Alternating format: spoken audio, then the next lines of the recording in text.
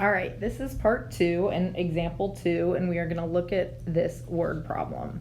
Malcolm earns $20 per hour mowing lawns and $10 per hour walking dogs. His goal is to earn at least $200 each week, but he can work a maximum of 20 hours per week. Malcolm must spend at least 5 hours per week walking his neighbor's dog. For how many hours should Malcolm work at each job in order to meet his goals? Well, first of all, that's a lot of information, so we're going to break this down into each part, and we're going to first define our variables. We're going to let x equal the number of hours mowing lawns. I know you guys like my cursive. And we're going to let y equal the number of hours walking dogs. So we have defined our two variables. Then we're going to break down each part of this equation. We know that Malcolm earns this much and this much for what he does, and this is how much he wants to earn in the week. So he has $20 per hour for mowing lawns, and he has $10 an hour for walking dogs, and his goal is to learn at least $200, and that's how much he makes total.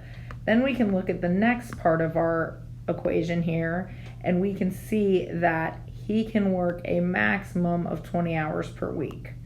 So the only thing that he can do is walking dogs and mowing lawns is working less than 20 hours per week. And then the very last part of what we have to look at here is that he must spend at least 5 hours walking his neighbor's dog. So then we have that. So our last equation is that y must be greater than or equal to 5. So we know that he is doing at least that.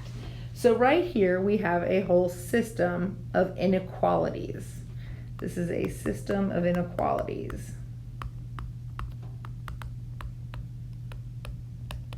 Inequalities meaning greater than or less than, etc.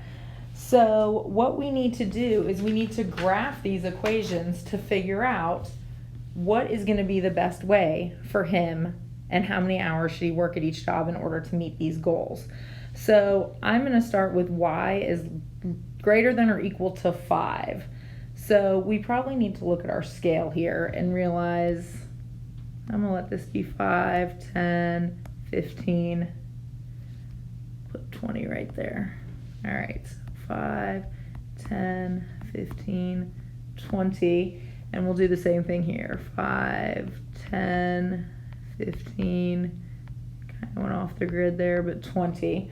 And this bottom part, this way, is going to be hours mowing.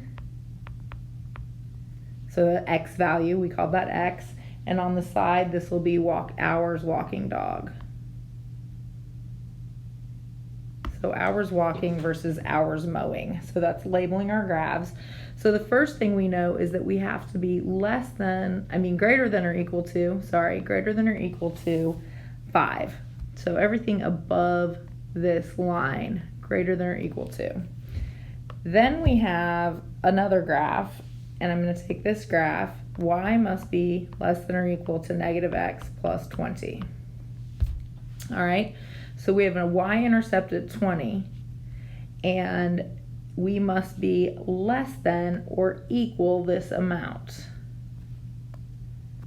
Okay, so going this way, less than, underneath. And we're looking for where these graphs intersect. And lastly, we're going to take our first equation and come down here. 20x plus 10y is greater than or equal to 200. Or 10y is greater than or equal to negative 20x plus 200. Divide everything by 10, and we get negative 2x plus 20. And we want to plot that. So that's going to have the same y-intercept, but a slope of negative 2. So same y-intercept, slope of negative 2, which puts us here.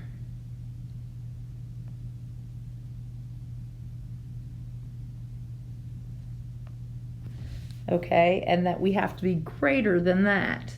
So that means above. So it's a matter of finding where do all these things, all these shaded regions intersect.